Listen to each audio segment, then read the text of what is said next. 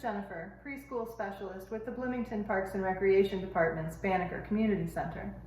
On Thursdays, I'm sharing fun snacks you can make with your kids. It's definitely feeling more like fall, so let's make a pumpkin spice dip.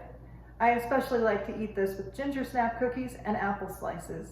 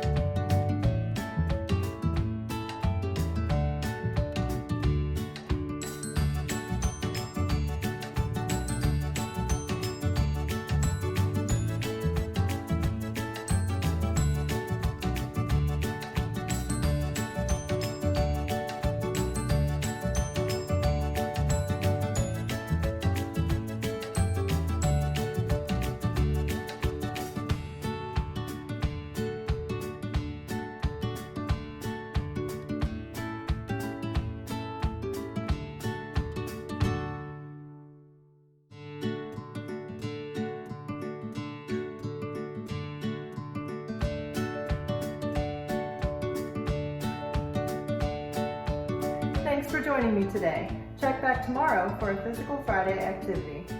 Bye, friends.